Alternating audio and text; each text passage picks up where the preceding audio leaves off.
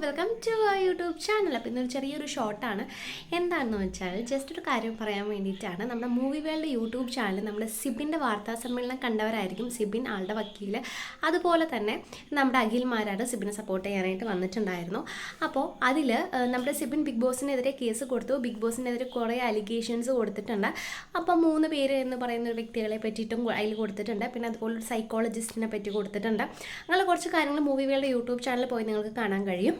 അപ്പോൾ ഇതൊക്കെ നമ്മൾ നടന്നുകൊണ്ടിരിക്കുന്ന സമയത്തും നമ്മുടെ ഓൺലൈൻ മീഡിയാസിനാണ് നമ്മൾ ഈ വാർത്താ സമ്മേളനം കൊടുത്തത് എന്നിരിക്കുകയും ആൾക്കാർക്ക് അറിയേണ്ടത്, അവർ ചോദിക്കുന്ന ക്വസ്റ്റ്യൻ, ആരാണ് ഈ 3 പേർ, ആരാണ് ഈ 3 പേർ, നിങ്ങൾ ആ പേര് പറയൂ എന്നാണ്. FIR ഇട്ടൊരു കേസാണ്. അത് FIR ഇടുന്ന ആ സമയത്ത് അത് പുറത്തേക്ക് വരും.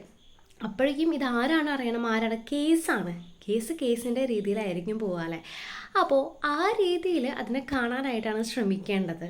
തെറ്റ് ചെയ്തവരുടെ കൂടെ നിൽക്കുകയല്ല വേണ്ടത്. ഇതെന്താണ്, ആൾക്കാർക്ക് പേരറിഞ്ഞാൽ മതി. അഖിൽമാരോട് പറഞ്ഞപ്പോഴും പേരറിഞ്ഞാൽ മതി, സിബിൻ പറഞ്ഞപ്പോഴും പേരറിഞ്ഞാൽ മതി. ശരിയാണ്, പേരറിയണം, തെറ്റ് ചെയ്തവർ ആരാണ് എന്നുള്ള പേരറിയണം.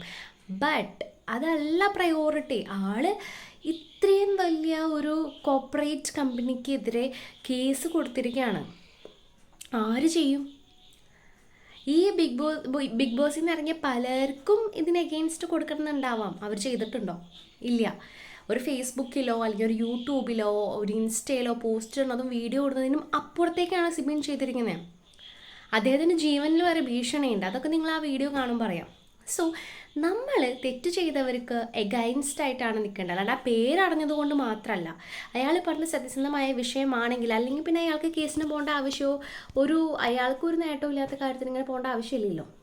അപ്പോൾ സപ്പോർട്ട് ചെയ്യേണ്ടത് ശരിയുടെ ഭാഗത്തേക്കാണ്.